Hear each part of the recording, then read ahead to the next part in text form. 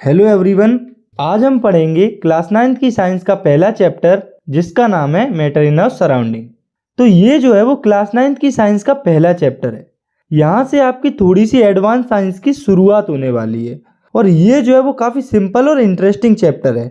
इसे हम आज विजुअल्स और एनिमेशन की हेल्प से काफ़ी शॉर्ट टाइम में कंप्लीट करने वाले हैं। तो चलिए स्टार्ट करते हैं।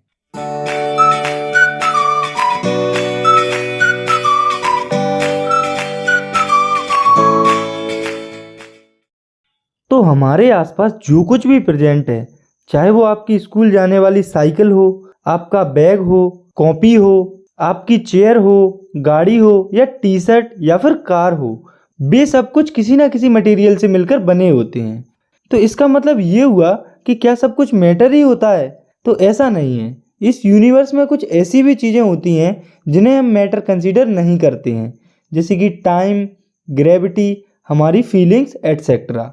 तो इन सब चीज़ों को हम मैटर कंसीडर नहीं करते हैं। और क्यों नहीं करते हैं ये अब हम देख लेते हैं। तो इन सब चीज़ों को हम फिजिकली देख नहीं सकते, इनमें कोई मास नहीं होता है और ना ही ये कोई स्पेस ऑक्यूपाई करते हैं। तो यहाँ से हमें आइडिया लगता है कि मैटर क्या होता है, यानी कि कोई भी सब्सटेंस जिसमें कि कुछ मास हो और वो कुछ स्पेस ऑक्यूपाई करे और वो छोटे छोटे पार्टिकल से मिलकर बना हो, तो उसे हम मैटर कहते हैं। तो हम लिख सकते हैं matter is a substance which have mass and occupy some space and made up of tiny particles। तो इस डेफिनेशन में एक टर्म दिया हुआ है मास। तो मास का मतलब होता है वजन, यानी कि quantity of matter content in something, और इसकी SI यूनिट होती है किलोग्राम। यानी कि किसी सब्सटेंस का मास अगर 10 किलोग्राम है तो इसका मतलब है कि उसके अंदर 10 किलोग्राम मैटर है। और मास की एक बहुत ही स्पेशल क्वालिटी होती है कि ये जो है वो हमेशा हर जगह पर कांस्टेंट होता है, ये कभी चेंज नहीं होता है। तो ज़्यादातर जो लोग हैं वो मास और वेट को सेम समझते हैं, पर एक्चुअल में ये दोनों चीज़ें अलग अलग होती हैं, जिन्हें हम आने वाले चैप्टर्स में अच्छे से समझेंगे। तो मैटर्स की डेफिनेशन और एग्जाम्पल को समझने के बाद अब हम देखते हैं क्लासिफिकेशन ऑफ मैटर, यानी कि मैटर को कितने पार्ट्स में क्लासीफाई किया गया है। तो जो ह्यूमन बींग्स हैं वो काफ़ी टाइम पहले से ही अपने सराउंडिंग्स को समझने का प्रयास करते रहे हैं। जैसे कि हमारे जितने भी एंशिएंट इंडियन और ग्रीक फिलोसोफर थे, उन्होंने मैटर को 5 बेसिक एलिमेंट्स में क्लासीफाई किया था, जो कि हैं earth, fire, water, air and sky, यानी कि पृथ्वी, अग्नि, जल, वायु और आकाश।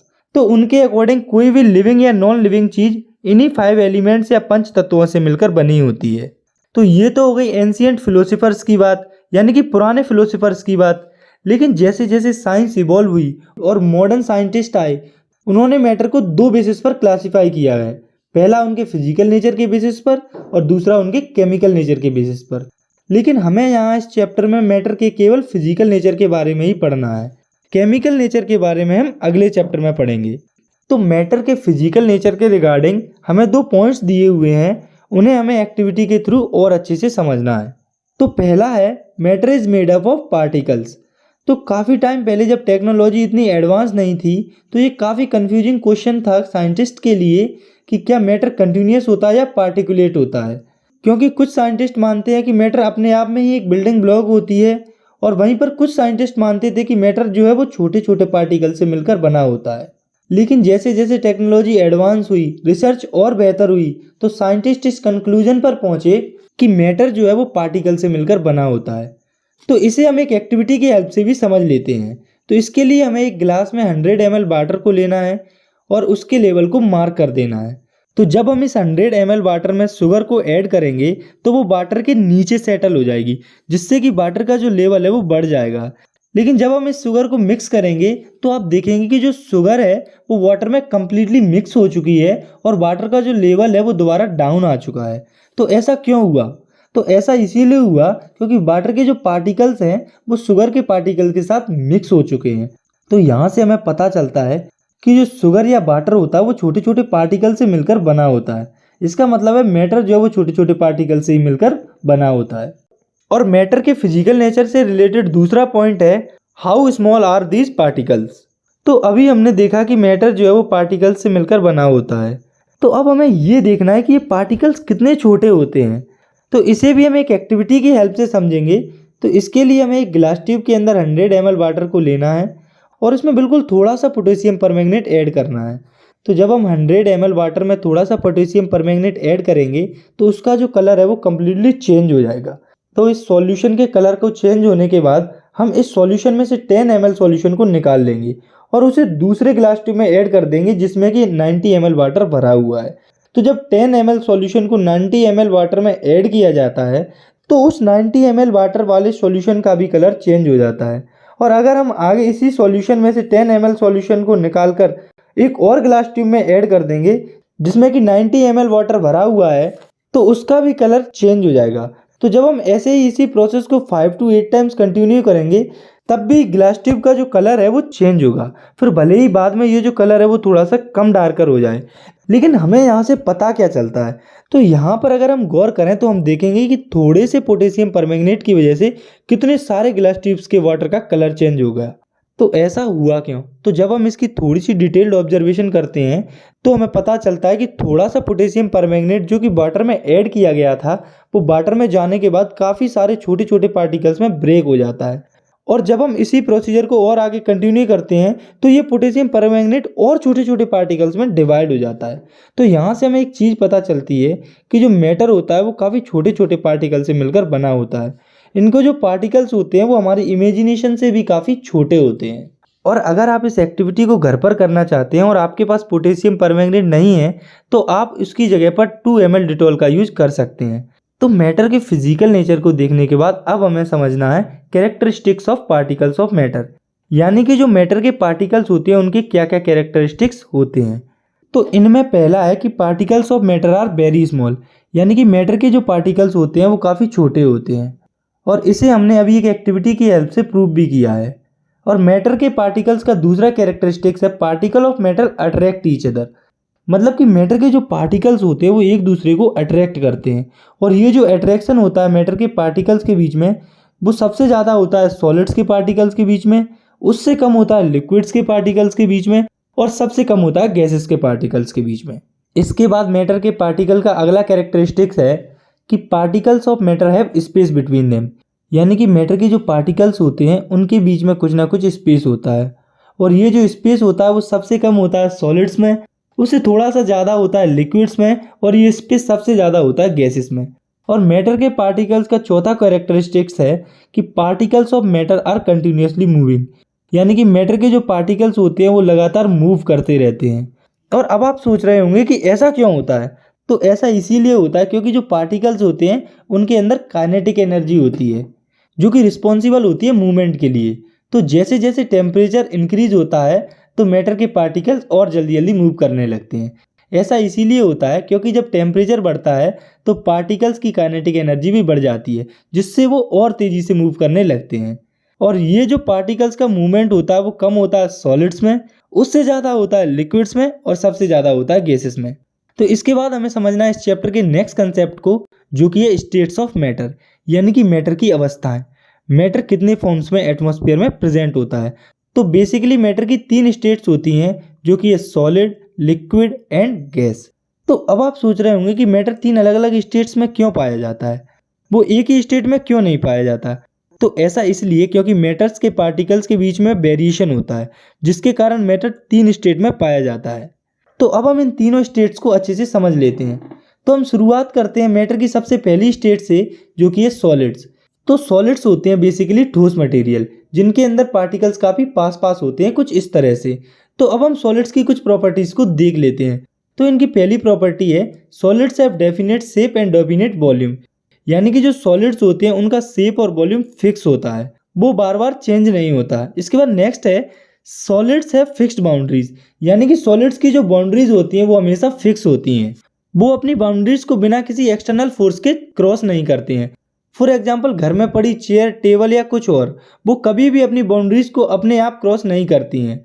और इनकी तीसरी प्रॉपर्टी है solids are rigid and incompressible, मतलब कि जो सॉलिड्स होते हैं वो हार्ड होते हैं और वो इनकम्प्रेसिबल होते हैं, यानी कि इन्हें हम आगे और ज़्यादा कंप्रेस नहीं कर सकते हैं, क्योंकि हम जानते हैं कि सॉलिड्स के अंदर पार्टिकल्स पहले से ही काफ़ी पास पास होते हैं, इसीलिए हम सॉलिड्स के पार्टिकल को और ज़्यादा कंप्रेस नहीं कर सकते। इसके बाद सॉलिड्स की चौथी प्रॉपर्टी है force of attraction between the particles in a solid is very strong, यानी कि सॉलिड्स के पार्टिकल्स के बीच में जो फोर्स ऑफ अट्रैक्शन होता है वो काफ़ी स्ट्रॉन्ग होता है। इसके बाद है मैटर की दूसरी स्टेट जो कि है लिक्विड्स। तो लिक्विड्स होते हैं बेसिकली फ्लूइड मटेरियल्स, यानी कि वो मटेरियल जो कि फ्लो कर सकते हैं। तो लिक्विड्स के अंदर जो पार्टिकल्स होते हैं वो थोड़ी दूर दूर होते हैं, कुछ इस तरह से। तो अब हम लिक्विड्स की कुछ प्रॉपर्टीज पर नजर डालते हैं। तो इनकी पहली प्रॉपर्टी है liquids do not have definite shape but have a definite volume, यानी कि जो लिक्विड्स होते हैं उनका कोई फिक्स शेप नहीं होता पर उनका वॉल्यूम फिक्स होता है। आप इसे ऐसे समझिए कि वाटर जो कि लिक्विड होता है, तो हम अगर उसे किसी भी कंटेनर में डालते हैं तो वो उसका शेप ले लेता है, लेकिन शेप में चेंजेस होने के बाद भी लिक्विड का जो वॉल्यूम होता है वो फिक्स होता है।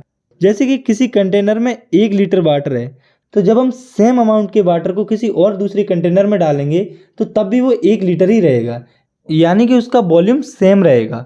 तो यहाँ से हमें पता चलता है कि लिक्विड्स का शेप भले ही फिक्स ना हो लेकिन उनका वॉल्यूम हमेशा फिक्स रहता है।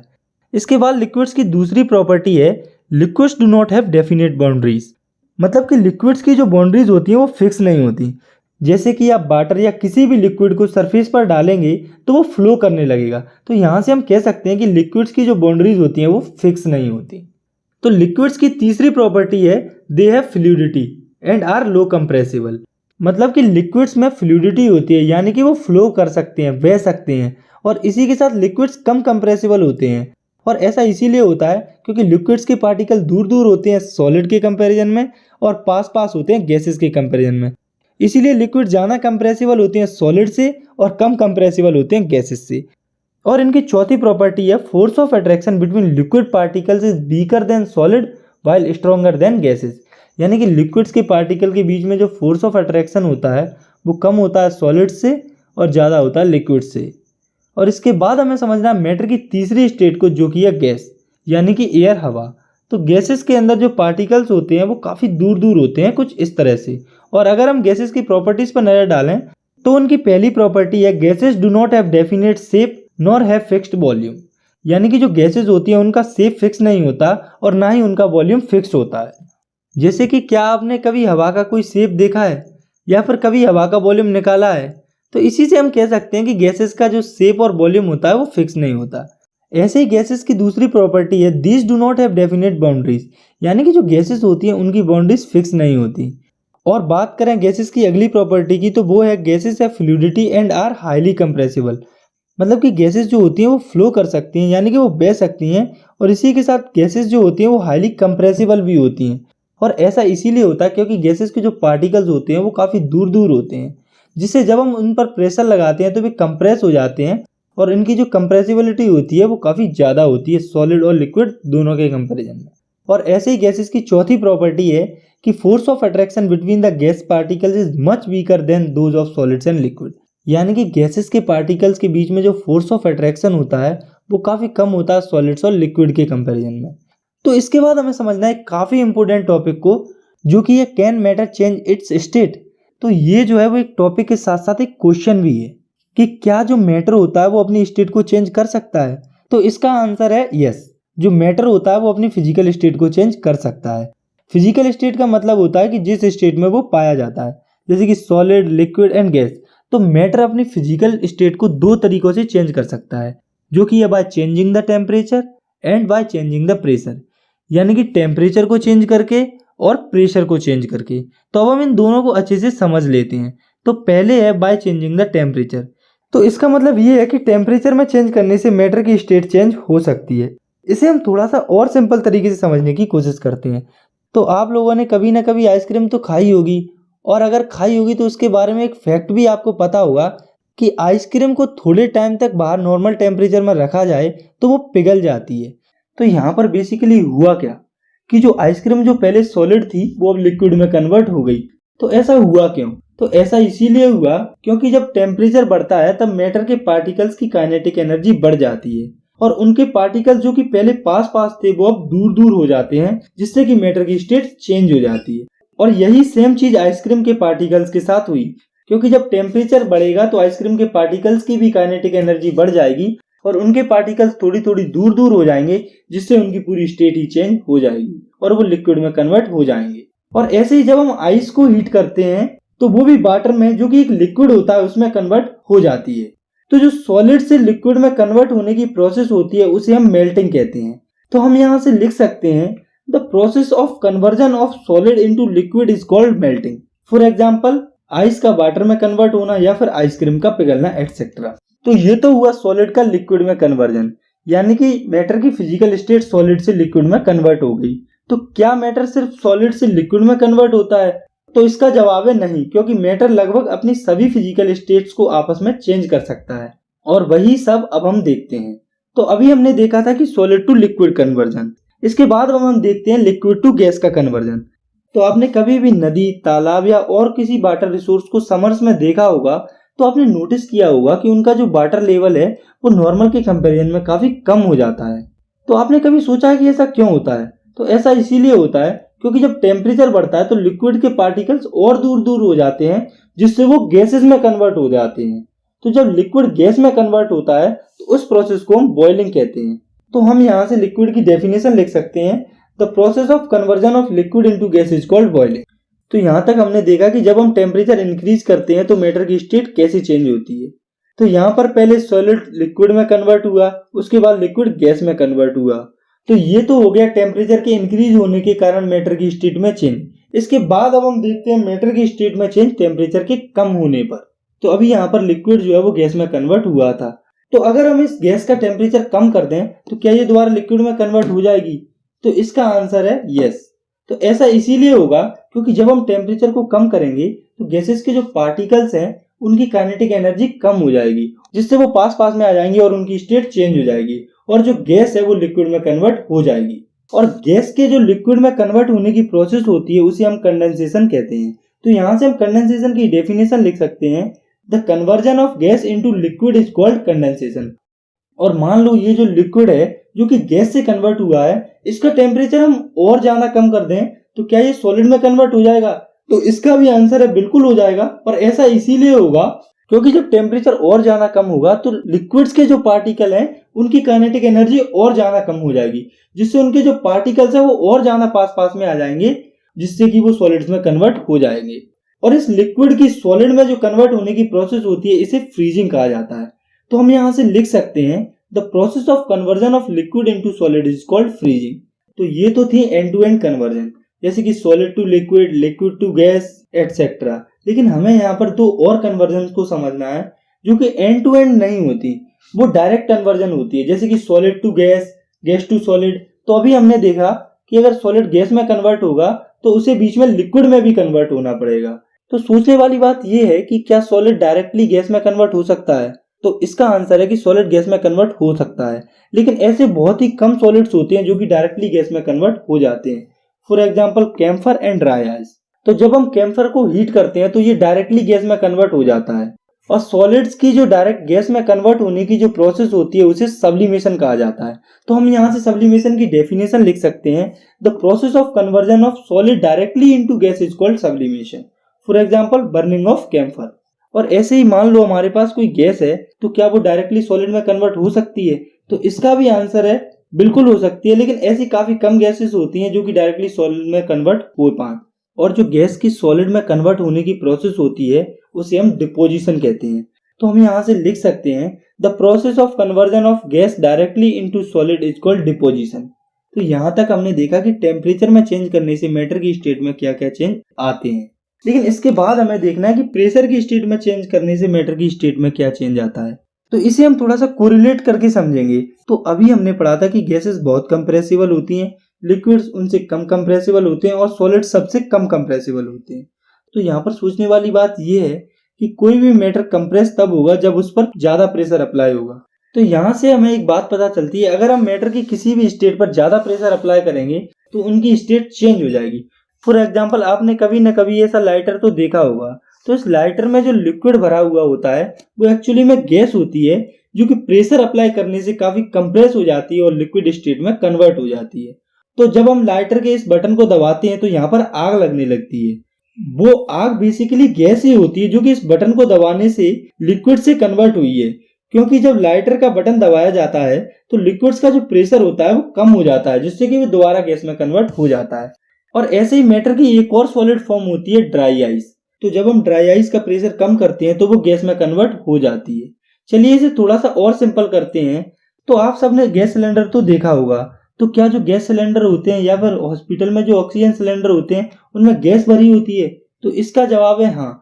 लेकिन वो जो गैस होती है उसे लिक्विड फॉर्म में कन्वर्ट किया जाता है उस पर काफी प्रेशर अप्लाई करके। तो यहाँ तक हमने देखा कि टेम्परेचर या प्रेशर को अप्लाई करने से मैटर की जो स्टेट है उसमें चेंज आ जाता है। तो इसका मतलब ये हुआ कि मैटर की जो स्टेट चेंज होती है उसमें कुछ ना कुछ एनर्जी इन्वॉल्व होती है, कहीं हीट के फॉर्म में, कहीं प्रेशर के फॉर्म में। तो इसी से रिलेटेड हमें एक टर्म को समझना है जो कि है लेटेंट हीट। तो इसकी डेफिनेशन हो जाएगी the energy which has to be supplied to change the state of a substance is called latent heat. मतलब कि ये वो हीट एनर्जी होती है जो कि हमें सप्लाई करनी पड़ती है किसी भी सब्सटेंस की स्टेट को चेंज करने के लिए। और ये जो लेटेंट हीट होती है इसे कैपिटल एल से डिनोट किया जाता है। तो L इक्वल्स टू दिया हुआ है Q अपॉन M, तो जिसमें कि Q है एनर्जी एब्जॉर्ब्ड और रिलीज और M है मास। तो लेटेंट हीट की SI यूनिट हो जाएगी जूल्स पर केजी। तो लेटेंट हीट से रिलेटेड आपको खुद कुछ एग्जांपल्स को प्रैक्टिस करना है। तो चलिए एक न्यूमेरिकल हम यहीं पर प्रैक्टिस कर लेते हैं। तो क्वेश्चन है the substance have mass of 9400 gram and have latent heat of 13 joule पर KG, find the energy released और एब्जॉर्ब्ड। तो सबसे पहले हमें जो गिवन है हम उसे लिख लेंगे। तो हमें लेटेंट हीट दी हुई है 13 जूल पर केजी और मास दिया हुआ है 9400 ग्राम। तो पहले हम इस मास को इसकी एसआई यूनिट जो कि होती है किलोग्राम उसमें कन्वर्ट कर लेंगे। तो हमारा मास हो जाएगा किलोग्राम में 9.4 किलोग्राम। तो हम यहाँ से इन दोनों वैल्यूज को लेटेंट हीट के इस फॉर्मूले में रख देंगे। तो हमें L दिया हुआ है 13 और मास दिया हुआ है 9.4। तो जब हम इस इक्वेशन को सॉल्व करेंगे तो हमारी एनर्जी आ जाएगी 122.2 जूल्स पर केजी। तो अब आपको खुद की तरफ से इस टॉपिक पर कुछ और न्यूमेरिकल्स को प्रैक्टिस करना है जिससे कि आपका ये जो कंसेप्ट है वो एकदम क्लियर हो जाए।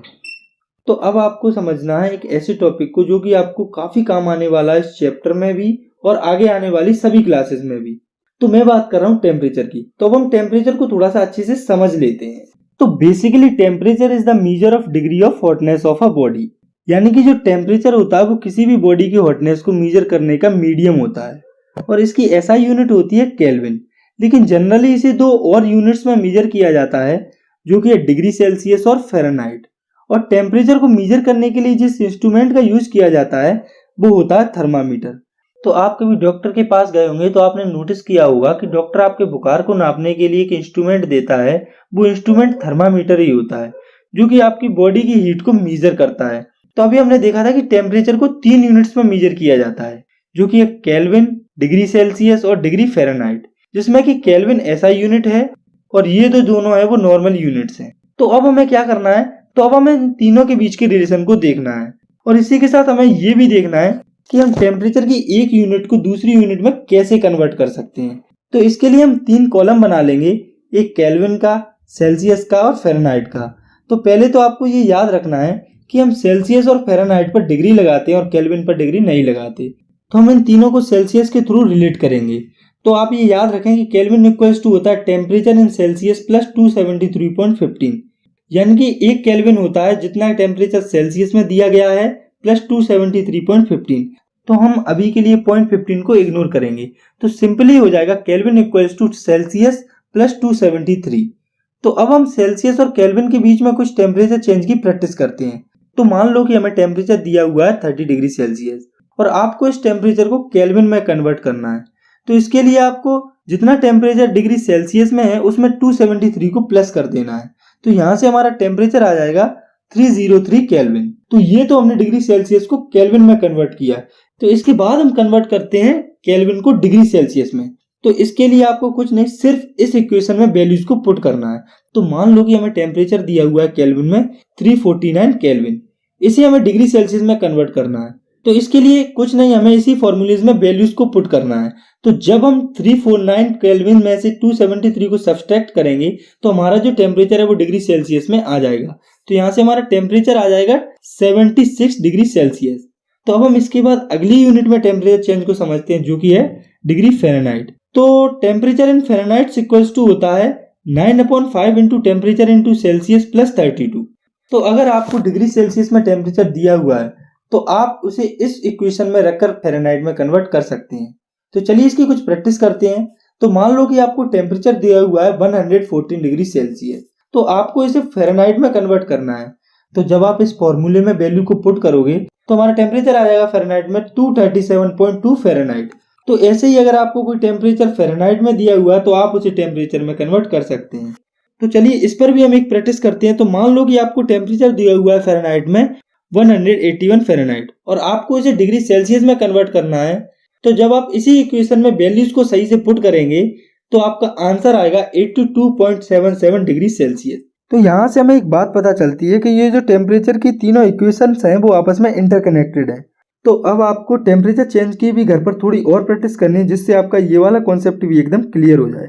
तो इसके बाद है हमारे इस चैप्टर का आखिरी टॉपिक जो कि है इवोपोरेशन। तो आपने कभी नोटिस किया होगा कि समर्स में वाटर का जो लेवल होता है वो काफ़ी कम हो जाता है, तालाब नदियाँ लगभग सूख जाते हैं।